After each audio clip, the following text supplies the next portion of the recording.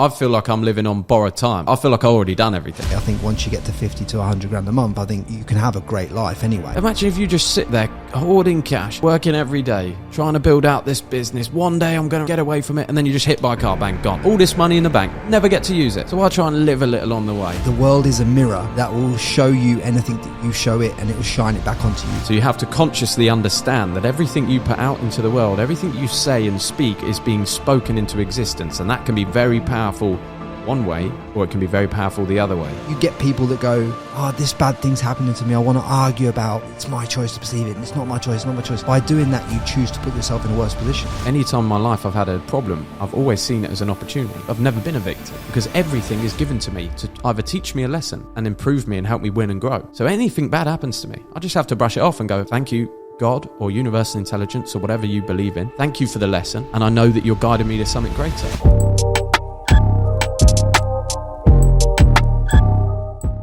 Jack, we are back. We are back, Frankie. Good to see you. We are back. We are very much back. Yes. We're like crypto. We've risen again. Yeah, we've risen again. Since our last conversation, a lot has changed in your life. You've scaled from, I think you'd scaled up to 50k a month last time we spoke. Yep. We'll give them the full deep dive, but 50k to 150k now. A lot has to change in that chasm when you're breaching that chasm.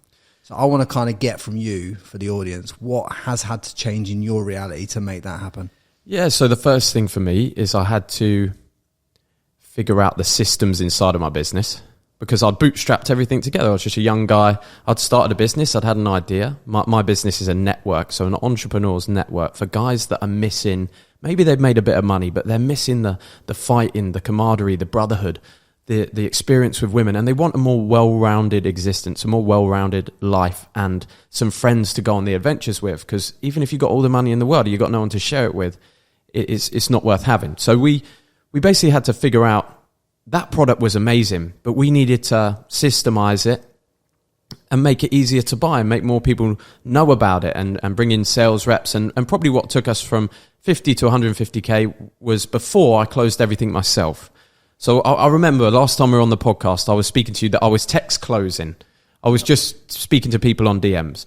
And I finally took the jump to hiring my first sales rep. So firing all the leads towards him, having a sales rep that knew the product inside out. And that's when we started getting up to the 100 and then 150 numbers inside of our business. And for me, it's just been a matter of keeping the content rolling, probably upgrading myself a little bit in terms of what I talk about, because guys with money don't listen to the stuff that my old audience did, which was more CEO of testosterone.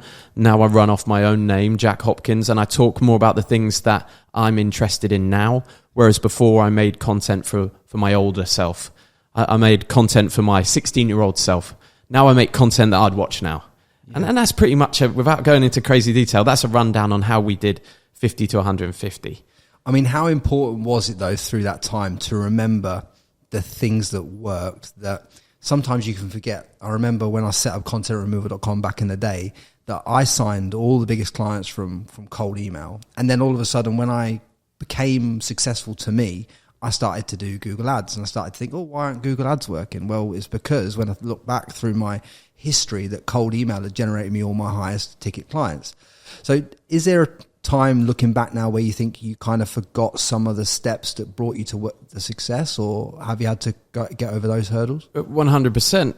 There was times where, for us, we don't run any ads. So everything is either word or mouth from our product being good, or it's organic content from me. And sometimes I think it's less about me forgetting what brings in clients and more about me getting burnt out in terms of making content, because I was having to do daily videos. So we then made the system good enough to be able to use our traffic better, so that I now just make 3 videos a week rather than dailies. We can put time and effort into them and make them good and make them educational and life-changing for people, so they got a lot of free value there. Whereas before, there'd be times when we dip in sales, and the reason why is because I was just burnt. When you're chasing that money every single day, you're trying to get content out for the sake of getting money in because you need it to run the business. That's when the content game doesn't become fun, and you lose that connection to divine inspiration, to the, what would you call it? The universal intelligence. that's out there, which is where a lot of my real good ideas and my good videos have come from, is when I'm not trying to make a good video. And recently we've recaptured that, and we've been able to make good content and get those downloads by taking a step back rather than throwing ourselves further down the tunnel of being burnt out. I think a lot of people get into this habit of chasing, and whatever you chase, you essentially push further away in your reality. Big time. And then all of a sudden you wonder why am I stuck at 50k a month for 3, 4, 5, 6 months and not moving beyond it? And I think that's at the point where you say to yourself, right, something has to change. And when you took the step back, it's amazing how more thought, less work garners another 100k on top of where you were at. And you got to feel like it's all coming to you. If you wait long enough and you do the reps, it's all coming to you. So don't rush it. It's all good. You can sometimes just got to take a step back and breathe and just let the world be the world and enjoy the little bits out of every day.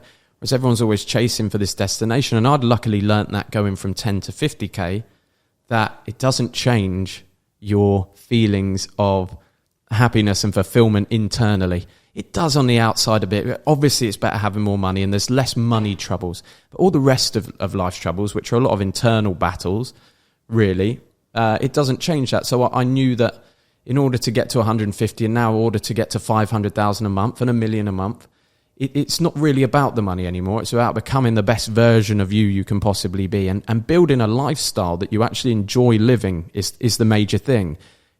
You don't want to feel burnt out. You don't want to feel like I'm looking for an exit as soon as possible. I want to make as much money so I can dip. You want to feel like, how can I stay in the game for 20 years and actually love doing this for a long period of time? And I think if you do that and you change lives, you make your product really good, then you can get to any number that you wish. How have you divorced yourself from the need for the external result, like the end game result, like from the number essentially? Like say the number in your goals was 150k and you're at 50k. How do you get to the point where you're enjoying what you're doing, you're putting out your best work, but that is the goal, yes, but I know I have to do the reps and fall in love with the daily work? Yeah, that's a very good question. You have to set the goals in anything that you do. You have to have a intention and somewhere you want to be at.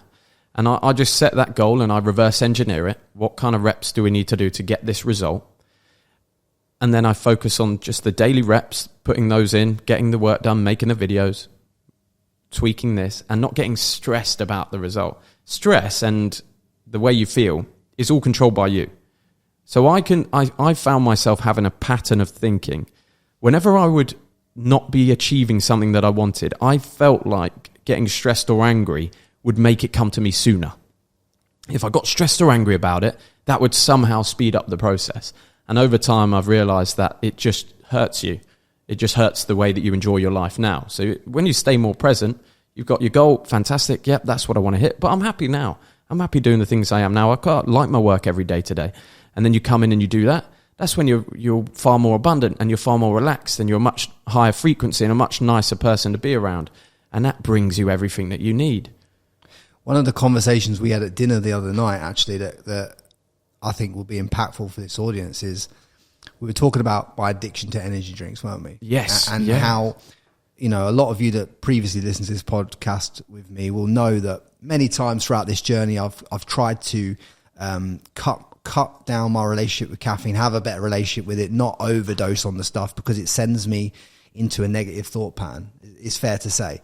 And I was explaining to Jack at dinner, I was banging like 4 or 5 energy drinks a day because I just get addicted to them because I'm chasing these temporary highs and it just takes away your own energy system and it overarches you and puts you into a low vibrational, agitated state.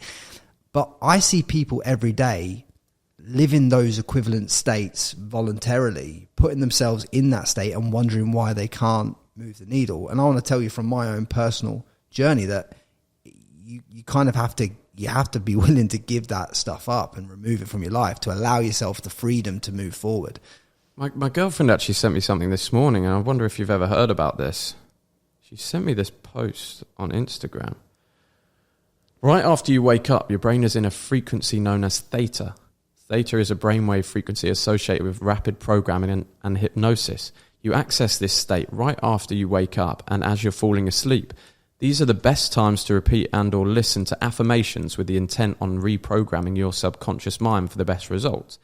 And the reason why that struck a chord with me was because I noticed in my worst periods of mental health or feeling agitated that every time I woke up in the morning, I would instantly open my phone and read comments, read messages, and I think subconsciously I was programming my mind with the negative comments of what people were saying about me.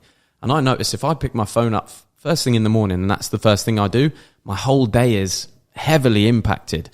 And I've put myself into a very negative state. So I just thought that was worth mentioning. If that's what you're doing first thing in the morning is picking up your phone, taking in this stuff, that's when you're highly programmable. So you should be picking up what I do now. I'll pick up a book in the morning and I get those ideas about abundance or money or energy or the great minds of the universe. And I'll add that to my subconscious instead. And I slowly but surely feel myself becoming more stable and more powerful inside of my mind. What book's been the most impactful one for you this year so far? The most impactful for me this year was Stillness is the Key by Ryan Holiday, which came to me in a time when I needed stillness in my life to find the answers. And it really programs you to take a step back from the chase of accolades, success. I highly suggest it to any entrepreneur listening to this. If you are struggling with that, just feeling burnt out, you can't go on doing this any longer. Stillness is the Key will save you, and it will put you in a place where it just cures your anxiety for your business and allows you to operate freely. And I absolutely loved it. What kind of thing did you have anxiety towards in your life at that time? I did feel anxious about results. So every day I wanted to achieve, or I was looking at sales metrics or video metrics, for example. I've got, in the YouTube world, they rank your videos out of 10 out of your last 10, and 1 out of 10 is the best, 10 out of 10 is the worst. You get a few 10 out of 10s in a row. If you haven't got your head screwed on, or you believe you're watching results too much, you think, oh shit, I'm a loser. And you let that wire into you. So I needed something to say, a book just to guide me and say, look, that doesn't actually matter in the grand scheme. You've got to go through that. Take a step back. Well, why can't you think of good? I was thinking, why can't I think of good ideas anymore? Oh, because you haven't rested. You haven't had a rest. You haven't had a day off in 90 days. You work all day and into the night. You barely sleep. You're taking nicotine all day long. You're taking caffeine all day long. Of course you can't think clearly because you haven't had any time alone. You're surrounded by people. Everybody wants something from you, and you're stimulated to the max, and you've got no real ideas. And this is what I was saying about our conversation at dinner. It's like you had the addiction to nicotine and I had the addiction to caffeine, and when we both ask ourselves why we were doing it, it's because we were both trying to put more value into the world and trying to deliver more value to other people. Trying to turn up the best version of ourselves to deliver other people. So we'd started taking these temporary highs to try and keep on doing that, and then we'd burnt ourselves out on the back end of it. And it's like you just need to understand that any chemical you introduce into your life, you have to do it in a moderated state and be able to be non-codependent on it, whether that's caffeine, nicotine, or whatever else you're taking. Because otherwise, you think it becomes part of you, but then you get told by someone else that you're an aggressive little fucker on the back end, and they don't want to be around you because you separated yourself. 100%. You never get any real rest. That's exactly what I was doing as well. You're running on this fuel. You're putting in this fake energy, this fake fuel. And I was chasing, thinking one day the work's going to be done and I can just go to an island and take a break from all of this for a week and get off nicotine and caffeine. But it got to a point where I thought, this break's never coming. Yeah. The work is never going to be done. So I need to find a way to enjoy the work on the way because I'm not getting a break. So I just quit cold turkey. Yes, I did the same. I was fired and wired in all the wrong ways. So every day you get up and you condition your mind the same way that you talk about what you program with. You're teaching your brain to fire and wire in a certain pattern.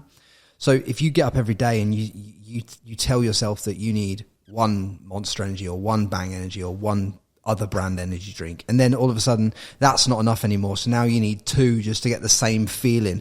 And then all of a sudden you're doing 3 a day, and it's just like people do it with all kinds of different things, whether it's cigarettes, whether it's energy drinks, whether it's coffee. It's just it just becomes you, and then you don't even get the initial benefit out of the thing that you're taking in the first place. It actually makes your energy lower. I was taking 6 up to like 6 cans of energy drink a day at one point, and then feeling tired. which is just not how you should feel. It's not exactly how you should feel, is it? Like, to be honest. Well, yeah, you should go to sleep and you should get good sleep and wake up and have energy for the day. So you shouldn't wake up super, super tired every single day, which is what I've found. But I'm not off the caffeine yet. I'm quite moderated on the caffeine. I've moderated it. Yeah. I allow myself up to 200 ml a day, and then that's me done. Yeah, but anything over, caffeine's super destructive, especially if you're building a business. It makes you very agitated. I remember when I was first trying to get my business off the ground. This was a much older business. This was a marketing company that I tried to start in Bournemouth, England, selling security alarms on my own. And I would drop like a fork on a fork would come off my plate, and it would just send me into a rage. Like a fork would, when you've got food on your plate and the fork just falls off and then the food splashes everywhere. Yeah. That would just it's something that, I've dropped a fork, I should just pick it up. I get crazy. Start freaking out. And I was like, what's wrong with me? Oh, you're having 5-6 coffees a day, Jack. Yeah, it's amazing how much these. I mean, it sounds so stupid, and a lot of people might not get it. But the reason I wanted to talk about this topic is because I think a lot of us are overindulging in things that were originally bringing us benefits that are no longer bringing us the benefits. But we're telling ourselves a story in our minds that they're bringing us the same benefits when really they're causing us more harm than good. Yes, I think so, and that's common for anything, even music.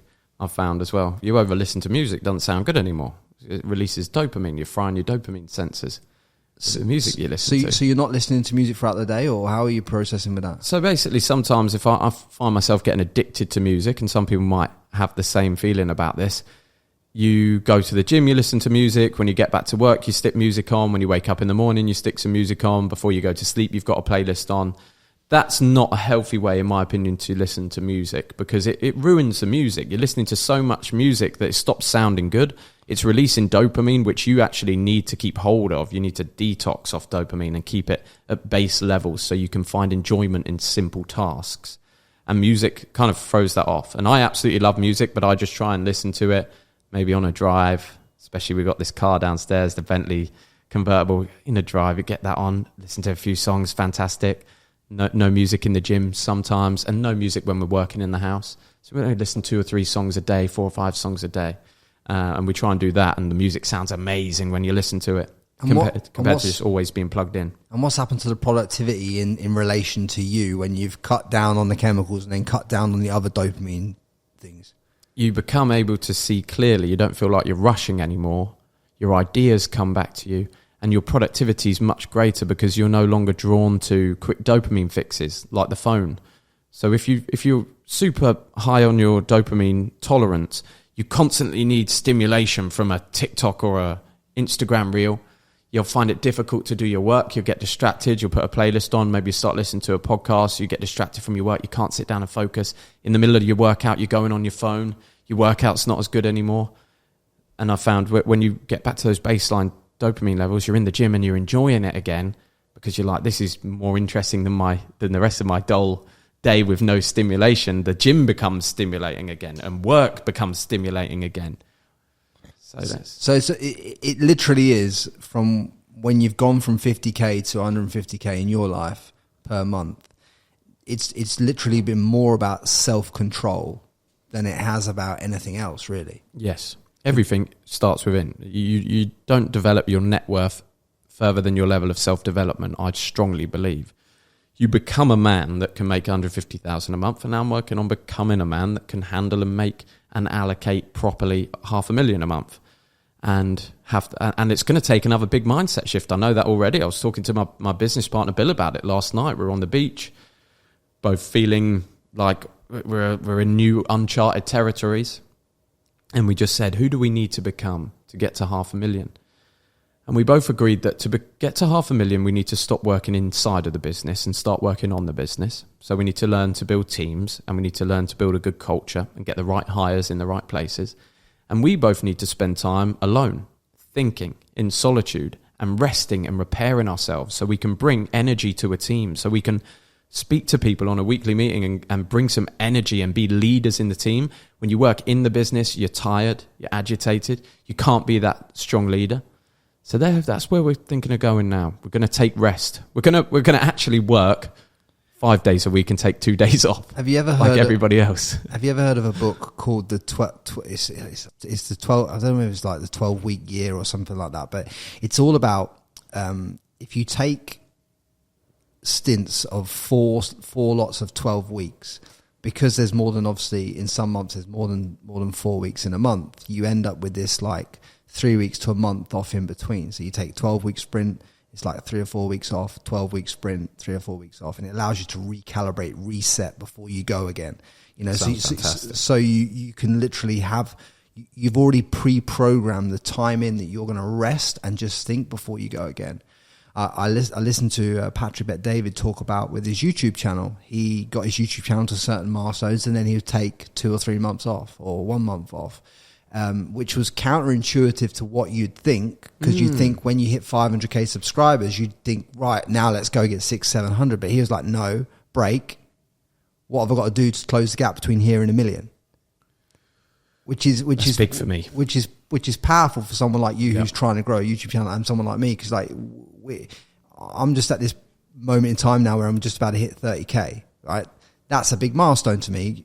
In the last year, we've grown probably a hell of a lot, tens of thousands. But I think maybe even for me, it might be applicable to take a break for 4 weeks and just think about different strategy, different tactics. I think we're all too keen to keep chasing, but how far away are you pushing your actual result? You know? Yeah, because, well, I've been chasing for 2 years now, since I started YouTube, very little time off. And I think, that's what I'm actually going towards at the end of this month. I'm going to take, ideally, a week off with zero social media, zero contact. I haven't not shot content daily, at least on stories, for example, for 3 years. And I just feel that's not really the best way to live your life. I think you should be able to take time with zero technology, zero stimulation. So I'm going to go up into the mountains at the back end of this month. After we've got a load of goals to hit, we've got a load of content to make. So for anyone listening that watches my channel, don't worry, you're going to have your 3 videos a week, because they're all backlogged now. We've made so many. But for me, I need a week to just go and enjoy myself and ride some motorbikes. I'm going to take a bundle of cash in my hand and no technology, and I'm just going to go up into the hills in Chiang Mai in Thailand. And ride motorbikes around, pick strawberries, and have a good time. I think that's good that you've said, like, even though we could get a load of content out of this, like, not everything in life wants to be about content. I found myself, similar to you, being pulled into like every location I'm going to has to be a place where we can shoot podcasts. And I was talking to someone about this the other day. I was like, fucking hell, like, I just want to go to like Italy and not have to worry about, even think about, conceptualize, I've got to book in XYZ Mario Balotelli on the podcast. I don't care. Like, I just want to sit in Italy for a month and do nothing. That's exactly what we need to do, I think, because we are so active in the times that we are working, and then you need a little bit of downtime. That's why the whole world gives vacation to people that work, and they take the weekends off. But when you become an entrepreneur, the weekend and the holidays no longer exist, and you can just get stuck in a perpetual chase. What would your advice be for people listening to this thinking, fucking hell, those boys are moaning? Because I don't think it's coming across like that, but there'll be some people who've got jobs listening to this who perhaps want to pivot into be a content creator and look at what you're doing and think, you know, you should be grateful and all this, that, and the other, but kind of explain the stages that you go through as a content creator and what's involved, so that people can really understand in order to close that gap. Yeah, to start, if it's come across that I'm ungrateful and don't appreciate my job is way better than my 9 to 5, and I absolutely love doing it, which is why I've been able to do it for so long and make content every day for 3 years, when I haven't been able to stick at anything like that before. So I absolutely love it. But at the end of the day, we have a kind of a habit as humans to work ourselves sometimes, especially if you're an entrepreneur, like a workhorse. And that isn't, no matter what you want to think, that isn't the purpose of your life. You can work really, really well and be great for your job and have an amazing career. But at the end of the day, you've got to live a little on the side as well. And I think sometimes for me, that's what I've forgotten to do. As a content creator, for my journey, my stages so far have been 0 views, like nobody watching for my first year, probably. When I started with Instagram stories. That's what I would recommend, because it's easy. You can post stories every day, start talking to the camera. It's not a big deal. If you want to see how I used to talk, how I used to look, go check out my Instagram at Jack Hop Fitness. Go to my archive on my reels in the little circles. And I used to give credit tips, credit repair tips. Hi, my name's Jack. If you want to get a good credit score, then get on the electoral roll. And I had these big glasses on. They weren't sunglasses, they were real glasses. And I just looked like a bit of a strange fella. But I started and I didn't stop. And you can see the evolution of my content. And what happened was I had a long period of time where nobody really watched me. And I got a break. I got my big break, as they say. So I was in a gym in Koh Samui, Thailand, and I met Hamza. Many people know Hamza. He's a self-development YouTuber. I didn't know who he was. We just met at the gym and we just hung out and we were buddies. We worked out together. And he ended up putting me, we did some sparring together, and he put me on his Instagram, a reel of us sparring, and just said, sparring the CEO of testosterone. Because I was always banging on back in the day about how to boost your testosterone and how important it was. So he gave me that name. And then I got like 2,000 followers from his following that came and saw me, and they liked the stuff that I'd been putting out because I'd already been making content for a year. So I had stuff for people to watch. I was ready. And then he said to me, you should do YouTube. You're doing all this Instagram stuff, but you should do YouTube every day, same as me. People like you. So I went and did it. I did it every day for 150 days, back to back. And that's where I first got my first kind of boost off, was getting into YouTube. And a few thousand of Hamza's followers come and follow me, which seemed to stick me in the algorithm. And then I just stuck at it for 150 days. And then I've been making videos at least every week. Because it is that 150 reps before you start to see that spike. It's the same with the podcast. It was 150 reps before I really started to see, we're starting to move the needle here. Yeah. Because your back catalogue starts to pick up some traction. Yeah. You start to get a few on there. A few of your newer ones might break out. They might, a lot of views on a video for me is like 450K. That's my biggest video on YouTube alone. And, I couldn't even conceptualize that when I started. Yeah. But then hopefully in the future I'll get millions of views on the podcast. Yeah. But you don't get there day one. No. I want people to understand that if you want to commit to any form of creative pursuit, whatever that is, or any form of entrepreneurship pursuit as well, you have to commit to do like the 100 to 150 reps, whether that's days, months, videos, whatever that is. That is the kind of standard before you break out. I agree. I think you've got to put some time into it and try and make content that you enjoy making. A lot of people, especially if they're coaches, online course creators, or just trying to do social media because they think they should for their business, they follow structures about making these talking head reels. I have a very strict rule with myself that if I don't like a video and I don't like a reel and I don't like a picture, I don't put it out for the sake of views. I don't put it out for the sake of getting some content out. If I don't like it, it doesn't go out, because this is a perception of me that other people get. So if I don't like it, what's other people going to think about it? Yeah. So I make sure that my catalogue of content is curated to stuff I'm proud of. When I look at it, I go through my Instagram and I think, wow, Jack, look at this Instagram compared to what you used to be as a young fella. Your mind would be blown. My mind would be blown if I was 16 years old and I saw my Instagram now. I'd say, who's that guy? Oh, it's you in the future. I'd be like, what are you talking about? No way. And that's how you should feel about your content, I think. You shouldn't just put stuff out for the sake of it. That makes creating easier, in my opinion. I think when you look at your own content, it's like, does that inspire me? Does that inspire young Jack? Does he want to do that? Like, what would he be saying to me doing this right now? Because I know you recently went on your first private jet. You took your first private jet in Thailand, I think, and even like these supercars, like even though you're essentially just renting them for the weeks or whatever, you're here in Dubai, you're just experiencing that new reality. You're tasting it. You're feeling, okay, what's it like? Would I want to own one of these cars? Does this feel right? How does this feel on? So many people design this life that they say they want, but they don't try it on at any stage. And you can try a life on at any stage you want. You can go rent a penthouse apartment for a couple of days rather than owning one, and just put yourself in that view and that feeling, and you can embody it, kind of thing. That's so crucial, Frankie, what you said there. You've got to get a taste for that life. You've got to get a taste. I remember the first time I flew business, it was a lot of money to me. I got to the airport and I upgraded. I think it was £1,500 to upgrade my flight to Thailand. This is after I'd started YouTube, but I still wasn't making a huge amount of money. I was maybe making $10,000 a month. Yeah, I had expenses and stuff, so I didn't have a huge amount of cash in the bank. And I've pushed the boat out. I'm going to do it. I'm going to get it. I've never flown economy since. I've never ever. Because you set a new standard of your reality. I mean, I flew first class last year and used that first class cabin because on the new Emirates flights they have have the actual cabin. They don't have the shower on the plane on that one, but they have the cabins. So I went for the cabin. I get in this cabin and I used the Emirates journal that they give you when you go into first class and business class as well. And I wrote how I wanted my life to look and everything like that. And when I read that journal literally before I came to Dubai, so much of that had come true. So that flight that was 10, 15 grand's worth of flight, some points, some cash, whatever it was. Yeah. It's like that pays for itself back in way more ways than you can ever imagine. Don't ever think to yourself that you can't afford to do it. Think to yourself that you can't afford not to if you're going to become the man or the woman that you say you're going to be.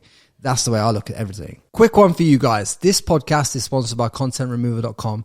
As many of you are probably aware, I set up contentremoval.com in 2017 to help people remove all forms of online content, and I've looked after some of the biggest names and brands in the world doing it, and I would love to help you if you're struggling. If you're struggling to remove images, videos, search results, fake accounts, or anything online, go to contentremoval.com and we'll help you today. Another interesting thing I found, I just got my first Rolex, first proper watch, and one thing I noticed buying this watch was I had a situation the other day at our mastermind where I'd been out a couple of days in a row. I drank a little bit of alcohol. And on the third day, I was invited out again to a party here in Dubai. And it was the night before I'd bought this watch and I had it on. And I sat down in my apartment after our day of mastermind and I was getting ready to go out. And I looked at the watch and I thought, is this what I did to get this watch? Did I go out and party to get this watch? Did I drink alcohol to get this watch? And then I looked at it, I said, no, the guy who wears this watch, he doesn't do that. So I booked in the sauna downstairs, sauna and gym, and I went there and I read that book that you recommended to me. Beautiful. Yeah, and I sat there in my bed at 10 p.m. and I turned the lights out and went to sleep. I woke up in the morning, I thought, I'm proud of you, man. That's not something that the old Jack could have even done. Well, the maturity in you in this conversation compared to our previous conversation that other people can listen to on this podcast and the involvement of you makes me proud because obviously we're from the similar area. Peterborough. I was proud of you when you came in last time, but I knew there would be a lot that had to change and a lot of involvement, and the way you're articulating yourself now and the way you're carrying yourself is miles beyond where you were a year ago. Oh, that's awesome to hear. And we shot that podcast in May last year, just for context. May last year. So there's a couple of things I want to unpack there that you've said. Okay. I mean, So from buying the watch, you've embodied a whole new reality of who you've got to become. Yeah. So that's kind of a flag in the ground. I want people to identify you've used the watch as an anchoring point to the flag in the ground of somewhere you will not go back over and you will not regret on. So that's what I wanted to identify that. The second thing I wanted to say is what was when you read that book, what has that given to you? Because obviously I gave you, I think it was Reality Transurfing. Yes. In 78 days. Give the audience a bit of an insight into that book and how we came across that, and obviously you reading it. Reality Transurfing, I got the PDF document. I can't remember how I stumbled across it, but I got the PDF document and I sat down and I read it in full over a couple of days. Quite a long book. I don't know if I had the full version. But I read that book and it's all about how do you bend your reality? How do you decide which plane of reality you live your life? In this book, the concept is that there's many different planes of reality that you could transurf onto, that you could be on. And depending on your mindset and the way you react in the world, depends which plane, which path you take. And at any time in life, you can switch paths and you can decide, I no longer want to be on that plane of reality and I'm going to feel differently about it and I'm going to jump onto a different plane. Then they talk about riding waves of success, things like that. And then the book that you recommended to me was 78 Days, Transurfing Reality in 78 Days. It breaks down the book into bite-sized chunks, basically, on a day-by-day basis. And it just goes through all the really high-level law of attraction kind of reading. But like the actual practical, because the law of attraction is an overarching concept that I think many people lose lose too much in between the narrative of, where, because it's overdone on social media and it's very like people have took it really, really woo woo. But Transurf Reality in 78 Days, or Reality Transurf in 78 Days, whichever way the title is, it kind of breaks down like, okay, look, here's how stress occurs in your life. Here's what stress actually is. Here's an analogy of how stress comes, and here's the analogy of how you use it and how you can transcend that stress. And here's how money actually is, and here's how to transcend it so you're no longer chasing it. And it just basically what it does is it takes all the topics that you think you understand, it explains it to you in a context that you can fully embody, and then it gives you a tangible way to overcome any emotion like that in your life. Yes, I'm just trying to find on this PDF one of my favorites, and it is about the mirroring. Yeah, the mirror. The world is a mirror that will show you anything that you show it, and it will shine it back onto you. So, like if you're someone who says you want love, but you show your partner hate or stress or anger, but you're not showing them love, it basically teaches you to show the world what you want, and then you'll get in return what you want. Yes. Sounds obvious, but the way that this book articulates it makes it really easy for you to understand, so that you can fully embody it, not just understand it on a surface level, but actually embody the feeling of what that actually feels like. Yeah. So for example, let's take money.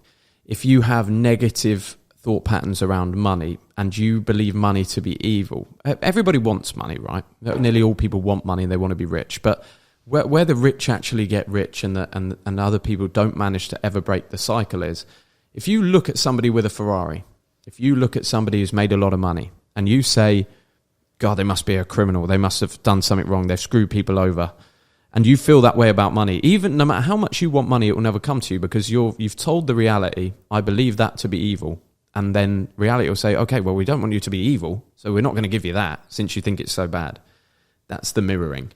So you have to consciously understand that everything you put out into the world, everything you say and speak is being spoken into existence. And that can be very powerful one way, or it can be very powerful the other way.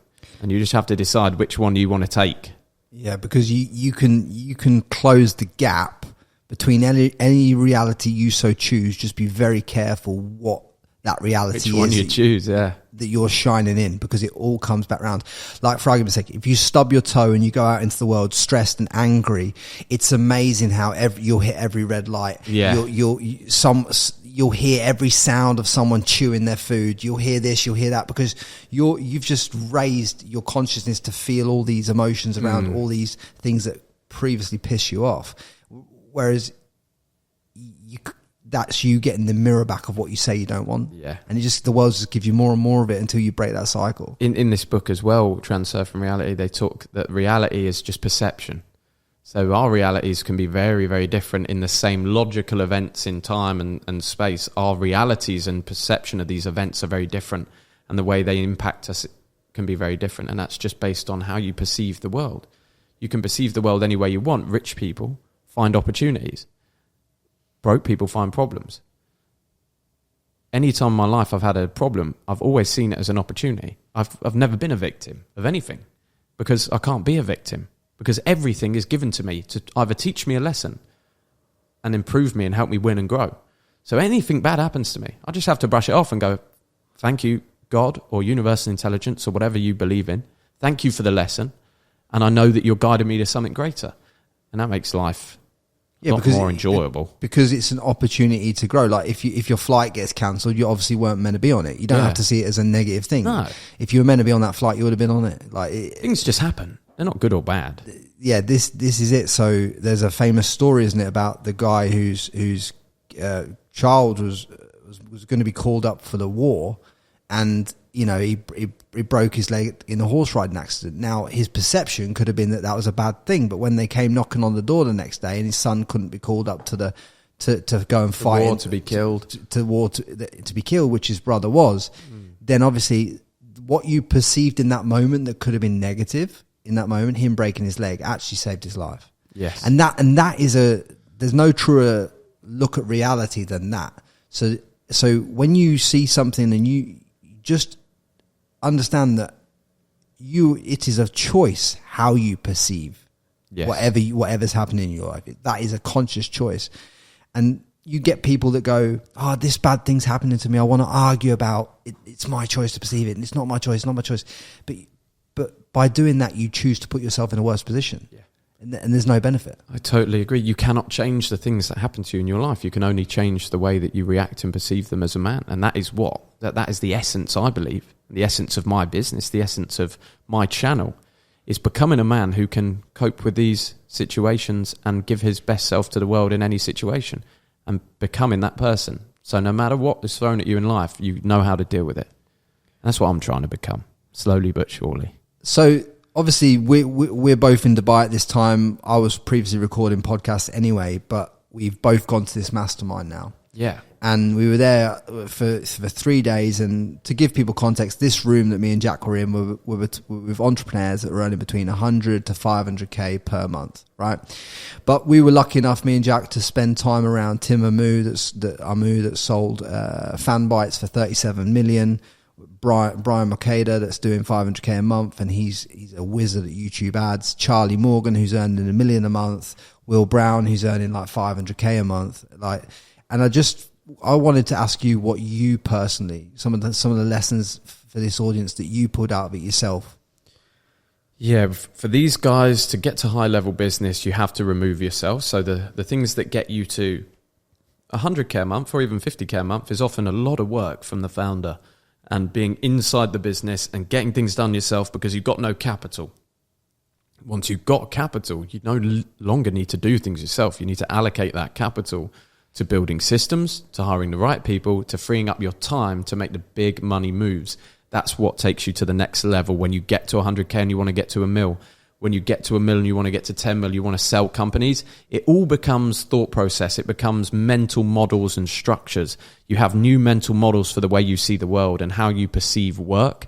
That's what I gained from that mastermind, is seeing inside the brains of guys doing way more than me has always been incredibly helpful. So one of the best things that I think I can give you, and I'm sure Jack will resonate with this, similar to what you said, what I realized was that the guys earning $1 million a month have their whole process from cold traffic, right from a client not even knowing you, to a client being onboarded, to a client becoming part of the community, to being supported, to getting a result. They have the whole thing mapped out in kind of like a pipe diagram vision board of their business, so they can see the pipe that brings a client from the front end right the way through to the end result and out the back door, back end. And by doing this, what they can see is they can see any blockages in their pipe, in their business. And these blockages are what costs you time, money, effort, problems. It's where you lose momentum. It's where you lose scalability. And what I learned, and I'm sure you resonate with this, Jack, what I learned was that we all go out there and think we just need to pump the front end of the ads or pump or pump more money into the funnel.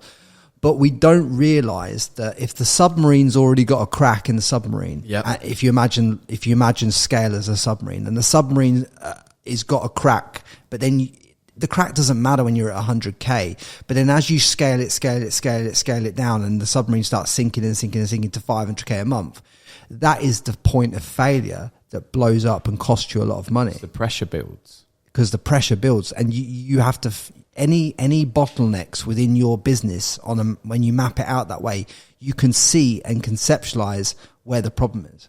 Which was awesome. I loved seeing that, because that's exactly what I need. And I was doing this activity last night with my business partner in Dubai. We sat down until 1:30 in the morning last night going through this stuff and seeing, okay, where's our bottlenecks in the business? How do we bring those, how do we make that so that we can scale now without breaking our submarine? How can we have a look at the fulfillment of the product, which was huge, because we'd done KPIs for the front end, KPIs for the sale of the product. We'd never done any KPIs or tracking of the fulfillment of the product. So we were sitting down, how can we make this the best network for young entrepreneurs in the world, so that we don't even need marketing anymore, because people just can't help but tell their friends about it. Because the product is so good and it changes lives. So we got in touch with customers we've got now, members of our network and we said, what is it that makes New Elite truly special? For the guys that have really gotten value and really leveled up in their lives. And they said it's the genuine connections with guys I want to hang around with.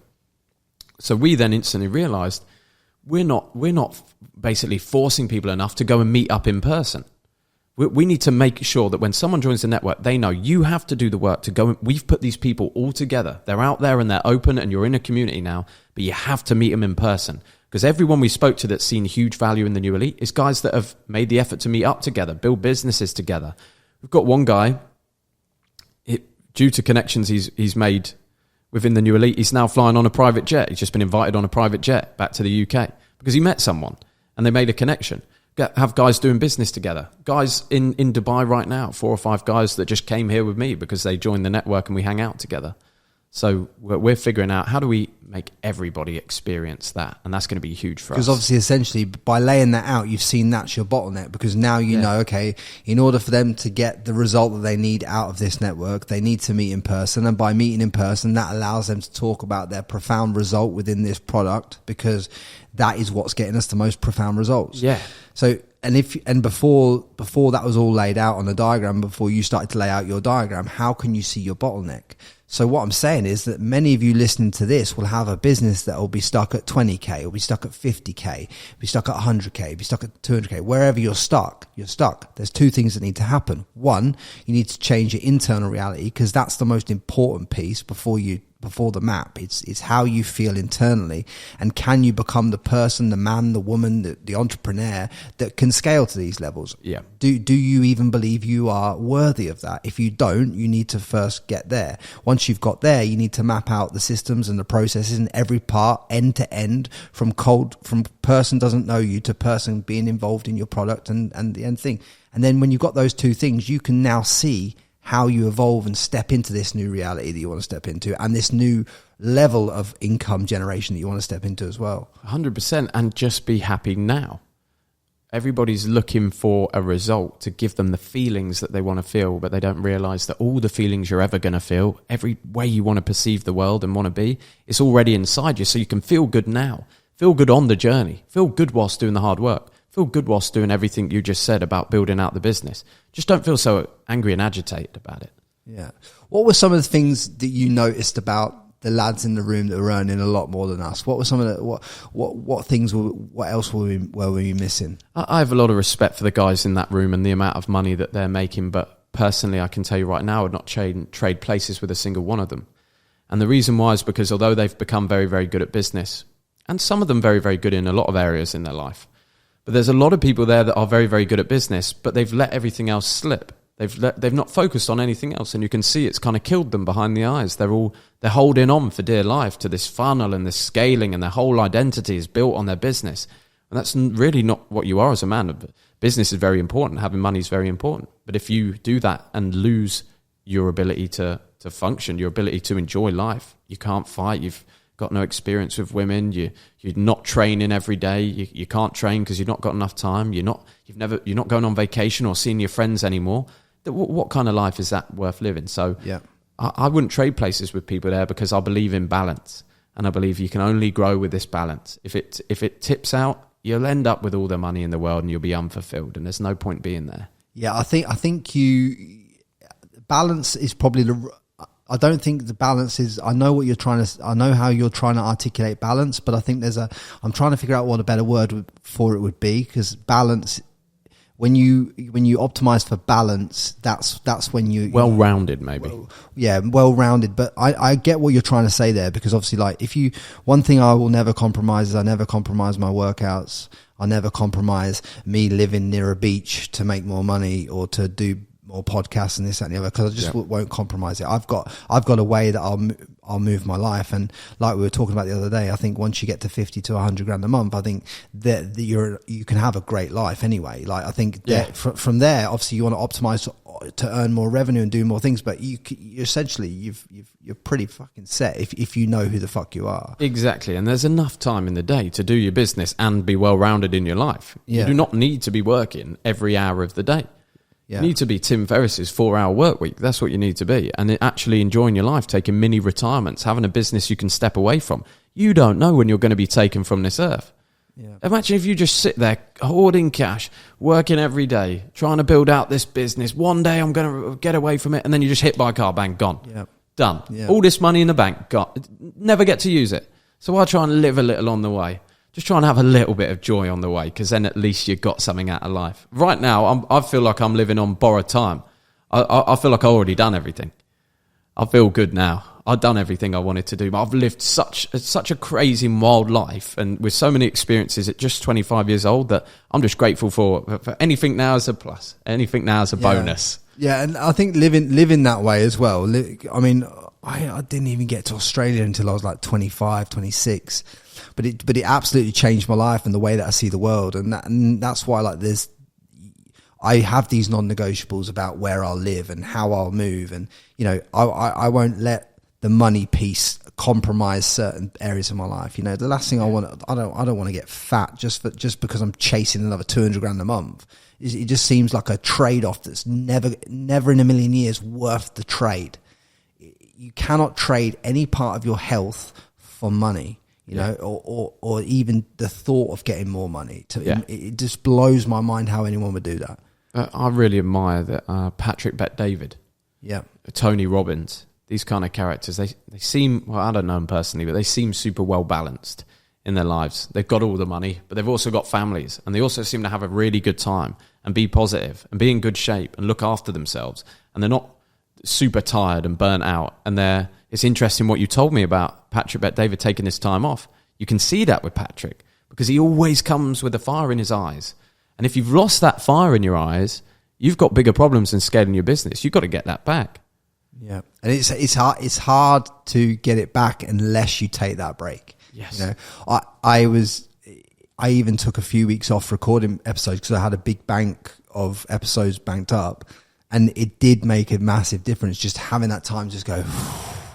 Just relax, mate. You've been on the go for like nearly 200 episodes now. Like, give yourself that time, because if you want to deliver the value that you want to deliver for them, they're going to need you to turn up in the best, most high energetic version of yourself anyway. So if you can't do that, or if you're not on point, or if you're not thinking about how can I squeeze every little ounce of value that I've got left in this bald head of mine to give through this mic, if I can't do that every day, it's kind of pointless, isn't it? It is, absolutely. What's the vision for you whilst you're in Dubai now, with the time that you got left here, and kind of how do you want to finish this year? For me, finishing off in Dubai, we are going to shoot a load of content, have a really good time. So we've got some things planned: go to the water park, drive a McLaren, go in the desert, and shoot it all for content. Because a large part of it's like, guys, look, you can do the business and you can live this life, and you've got to have fun on the way. So I'm going to shoot that. We're going to see Sartorial Shooter today. We're going to ask him a lot about men's fashion and how men can dress to gain more respect. We're going to sit down and do a vlog with him, and also a podcast. We got a podcast booked with the founder of the supplement company. I'm sponsored by Top Shelf Grind. Can't wait to meet him. We're on the same level.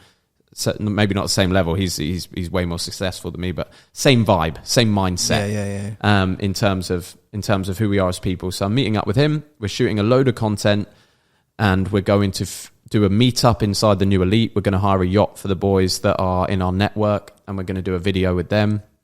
So that'll be good fun. See how they're getting on. Our Dubai group. We're all over the world, but we have quite a few in Dubai. And so we're going to meet up with them. And then finishing out the year, we're looking to get to $500,000 a month. We're looking to make the best network for young entrepreneurs on the planet, and the best training system for anyone that's not ready for our network because they're not making over 10 grand a month, or they're not in a business yet, or they don't have any money. They need help. And I personally think that getting into online high ticket sales is the way to get there. Yeah, it's something that is how I started. I'd agree with that. Yeah, when you can get into sales, when you learn how to sell, even if you just do it for a couple of years, get some cash behind you, you can go into any business. It teaches you how to speak to people. So we have a training system called the 10K Accelerator, and our goal is to really change hopefully 1,000 lives this year with that course. Have people that are totally at a dead end in their lives and 9 to 5 make money in online high ticket sales and travel the world and get some cash behind them. So that's the plan, and then maybe we'll do a little fight at the end of the year. See, you had your first boxing fight and did it as a pay-per-view, which baffled me. I couldn't believe how you'd structured it as a pay-per-view. You were telling me at dinner the other night, but you obviously didn't win that one. what makes you want to go in again? Because you can't go out on a loss, Frankie. You know this. I can't bow down on a loss. I mean, that loss, that was awful for me to deal with. It's taught me so much, but it was genuinely a tough time because I put so much time and energy into that. And the problem was I wanted it so bad that it eluded me. And that was why. Yes, I was looking for a knockout. I didn't enjoy the boxing. I was so angry and agitated at that time in my life that it eluded me, and it taught me some really powerful lessons. So I want to go back in. I want to redeem myself, and for my audience, show them that I can win, because I hate watching fighters that I like lose. I want to see that win. I want to feel that joy for them. I feel my audience deserves that. And I want to prove it to myself again, because I believe I am a good fighter. I believe I am good at boxing, and I want to show that to the world. I've won fights before. They're on YouTube, MMA fights. Yep. I know I've got the capacity to do it. And it's one of those chapters in the book that's not yet closed. For me, it still weighs on my mind. I still have to deal with the comments from people. I still have to deal with people coming up to me and talking about it, or trying to use it against me. And you went on your knees for another man because I got knocked down in the fight. And I know that shouldn't bother me, but in some ways I want to say, well, here's the proof that I can do it. But in life, it's you have to take a knee sometimes. You do. Especially as a man that puts any form of content on the internet, like me or you do, you are going to get jabbed at every day of the week by someone. And invariably, I'd say 99, if not 100% of them are doing less than you are anyway. Yeah. So any man that writes comments under other men's stuff on the internet negatively, I would 100% say that they're doing less than you. 100%. The bad comments, they only come from below. They never come from above. The people that I respect, people like yourself, people high up in business, people that I know, good connections of mine, not a single one of them has said, has been disappointed in me for losing that fight. They've respected the effort. Well, 100%, because stepping in there and getting punched in the face is hard. And, doing it on a social media platform, the way that you sold it as a pay-per-view, to your audience and all that kind of stuff that you did. And I know how stressful it is promoting fights as well, and doing the promotion that goes into the last week of a launch for a boxing fight is unbelievable work effort. So when I know behind the scenes that you had to take that on because a promoter pulled out, there's a hell of a lot of work there that would have put you off the fight anyway. Yeah. But at the end of the day, there's no excuse for losing, so we've got to get back in there. Mate, just go in the next time and enjoy what you do. But obviously you're living in Thailand, you're basing your time sometimes in Bangkok now, sometimes in Dubai. How can you give people any wisdom on how you're structuring life and business so that you have the best of these both worlds? Like, would you come to Dubai full time, or is that not on your radar? You can't really do Dubai full time, as in the whole year, because of the weather in the summer. So you need to find somewhere to go, and we think probably this year Europe is the place to be for summer. Maybe Marbella, a few little trips there, and then we're going to come back for the back end of the month. You basically have to be here for at least 90 days of the year if you do set your business up in Dubai. So you have to be here for at least 90 days, and then you'll have to talk to an accountant or a tax advisor, depending on how you split your time around the rest of the world. And yeah, we like being in Dubai. It's fantastic for business. It's fantastic for connections. You can get hold of some really cool stuff, some cars, and we can't do any of that in Thailand. But that is fun for part of the year. That's fun for a season. For us, or for me personally, I can't speak for the rest of the team, but for me personally, I put a far higher value on my peace, and I find peace in Thailand. I find a peaceful vibe there. People don't ever know how much money you make. They don't care how much money you make. If you wear a Rolex, they think it's fake. And the culture's not built on that the same way it is in Dubai. So it's very nice to get the best of both. We charge hard when we're in Dubai because we want to get that money and build the business. But then we go to Thailand and we remember what matters, and that's what I try and feed back to my audience. Yeah, no, I value what you said there, because obviously for me, my peaceful place in the world is Australia and the Gold Coast. Nice. I've never been to a place more abundant, more peaceful in my soul than there. Just the thought of being in Dubai all year round for me would destroy my soul. Like, it really would destroy my soul. I wanted to kind of give people this much of the podcast before I go into this topic, because I wanted them to understand you at a much more mature level than they perhaps got to last time. But I want to touch on this because I think it's a very important point, young man. Oh, I've been watching this. Uncle Frankie's going to give me a tell it off. No, but we have to explore it because we got to the fun bit. You know, we had to get there, but we had to show the real you along the way. Okay. But talk to me about this, Jack, mate. I was looking at Instagram the other day, casually perusing. You know, there you are, in an apartment in Bangkok. You've got 5 wives. Explain this. Okay, just to be clear to everyone, I don't have 5 wives. I don't have any wives right now, but it's been known that I enjoy the company of women and sometimes multiple women. And I feel like at the moment, Frankie's been trying to say to me, basically, you need the love of one good woman. And I think as a young man, sometimes you need to explore your options for a while. To be fair, I wasn't actually telling you how to live your life. I think that's kind of taken out of context a little. No, you're right. You're right. You didn't tell me. I don't tell people. I don't tell young men or people like yourself that live in that life not to live it. I just tell you a trajectory that I believe you are gonna, over a period of time, you'll come to the conclusion. Maybe you'll see something like this happen in your life, and at that point, maybe you'll knock it on the head. And I don't disagree with you completely because I'm obviously younger and I've just not really experienced that yet in my mind. And I think for most young guys, if you settle down too soon, and especially if you get married too soon, maybe it's not with the right person. You got to try a lot of fruit. You got to try a lot of fruit out. You got to have a bit of fun. You got to live a rock star lifestyle for a little bit. Because if I don't do it now and I want to settle down in the future, it will stop me from settling down in the future. Or I'll do something bad in the future. But if I can just get it all out my system now and try all the fruits and see which one I like the most, and then say, okay, I'll have that one. Yeah, you can settle down. I think it's good that you do it. You're getting out of your system at this age.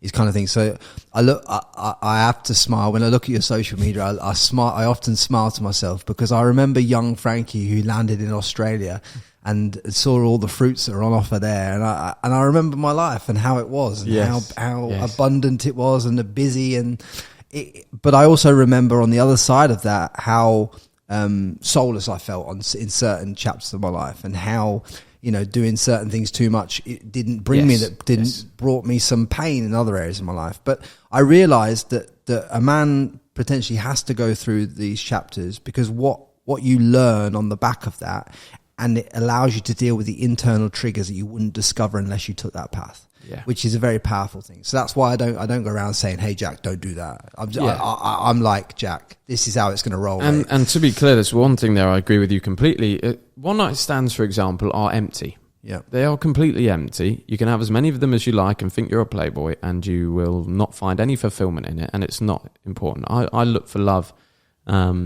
Sometimes I just look for love with more than one person. Yeah. But there's always an emotion. There's always a connection there. One night stands, I totally agree. I'm not doing them. It happens every now and again, but it's really not part of my life anymore. I'm looking for connections, and sometimes I feel like you have a great connection with one woman, and as a young man, it's very difficult to keep that just as with one woman. Yeah. Maybe sometimes you want to play away, and that's all you want to do is you just want to play away one time. You just want to get it out your system. And what getting it out your system makes you realize is that you really like the one at home. Yeah. And you go back. But is that right or wrong? I don't know. I think a lot of people would say that is wrong. I mean, I just want to say for context as well, you do approach this with honesty with the people that you're dealing with as well. So like, it's not like you're going behind anyone's back in this regard and doing this. Is when you talk about playing away, you're not really playing away because you're very open that this is open at the start, aren't you? Yes. So I think when you, even that's a better way to carry yourself than running open. I mean, some people run open, don't they, when they're not open? So it's like, it's a crazy way of doing things. It is, but I think I'll get there in the end. I'll be all right. The relationship stuff, I feel like I feel in a good place with it, actually. With my current girlfriend, she's very nice. She helps my soul quite a lot, because I do believe a man needs a woman. Needs the love of a good woman. You spend too much time on your own, you tip over. Do you think anything that you saw from your childhood has kind of made you pursue that path in the way that you did? Yeah, perhaps. I don't particularly like to talk about my mum and dad on the social media, but and I think I had a very good childhood being brought up with them. So I'm not sure if it's particularly down to too much I've seen in the family environment. But there's certain areas. Maybe with my mum, she's a little controlling, so I don't want to be controlled by any woman. As I think most mums are. I think most mums are quite especially being a firstborn child. If you love your child, you want to look after them. And then sometimes, if you're a guy like me, ever since I was maybe 10 years old, I thought I want to be an adult. Since I was 10 years old, I said, well, when am I getting my own house? When am I moving out? Yeah, and that's like so. It's probably a bit of a rift between my mum and it's probably a bit of a. It's pretty. Yeah, there's probably a bit to do with it. I think as well. You've got your brothers to guide as well. Yes, two younger brothers. Two younger brothers to guide as well. They're both coming for you. I know now for a lot of advice and guidance, seeing what you're doing on social media. Probably got a bit of an ego around it because they're like they don't want to accept that you're successful yet to them. Because they have to overcome that as young men. You know, there's a separation. But I don't understand it. I mean, Frankie, are you a younger sibling? I'm younger, yeah. My sister's older than me. And just explain to me how you feel about your sister, because in my head, I wanted an older brother to kind of be my hero and guide me. So I sometimes struggle to understand why my younger brothers don't see that. I really struggled to build a relationship with my sister up until the point that she had children. When I became an uncle, I took on a responsibility that I'd never felt before. Because to me, everything I do in my life, I think to myself, I'm trying to, like, one of my goals is to buy houses for my sister's children, to make sure that they have a house each and stuff like that. Maybe they have some Bitcoin, maybe they have some investments, just to make sure that they're set for life. I kind of took, as soon as she had children, I took on a new level of responsibility. People say it will feel different when I'm a dad, but I haven't experienced that yet, so I don't know how that feels. But I can only, when I became an uncle, that day changed my life, and it forced me to understand that ego aside, you can't have this ego battle with your sister, and whether she's loved more than you or whatever, this kind of crap that goes on when you're a child. You can't have that anymore, because she's got married, she's got children, she needs to be cared for. If anything happened to her husband or anything happened to my mum and dad, who's left? I'm left. So I take on that moral responsibility. Now, whether she understands that or not, I don't know at the moment. But that's kind of how as soon as she had kids, as soon as she had the first child, that was it for me. Like that, I was like, wow, now I've got a responsibility in this world, like a real fucking responsibility as a man. Yeah, 100%. That's how it hit me. But I want to ask you one thing. The one question I ask everyone that finishes this podcast. I like to get this question out, because I feel like it just really fully encapsulates the conversation on where you're at in life. But if there was just one pearl of wisdom that you could just leave and impart on this world for the 25 years you've been on it up to now, that can move this audience 1% further forward from today, what would that be for you? I've got it for you, Frankie. It's live fast, don't wait. It's the motto that I've started living by ever since I was younger in my life. I've kind of coined it as my own motto. Live fast, don't wait. Just means that one of the 5 regrets of the dying is that they didn't go after the things that they wanted. There's 5 regrets of the dying: that they left their friends and they didn't allow themselves to be happy. And one of them is they didn't go after what they wanted. I believe in live fast, don't wait, because you should go after everything you want right now. And the only way to get there, no matter how hard the situation is, no matter how much of a battle you feel it's going to be, the only way is to get started and take action and never stop taking action. And that's the biggest thing I say to people is do it right now, off this podcast. The thing you want to do, get it started and do it every single day. And that was the only thing that really changed things for me was doing content every single day. Yeah, I love that. And I love the fact that you've just picked one thing and then you do that and you repeat that process. And guys, I hope you got a lot of value from this conversation with me and Jack. I hope it's opened your eyes to a few new ways and things that you can put into your reality. There's a link below this video if you want to get involved with some one-to-one coaching. I've been doing one-to-one coaching now since January. I took on 5 initial clients. They've all had massive results. If you go and search Frankie Lee testimonials on YouTube, you'll find some of the testimonials and some of the changes that these guys have had. Click that link if you want to book a call, get involved. It's 100% worth it and will change the way that you do reality and business.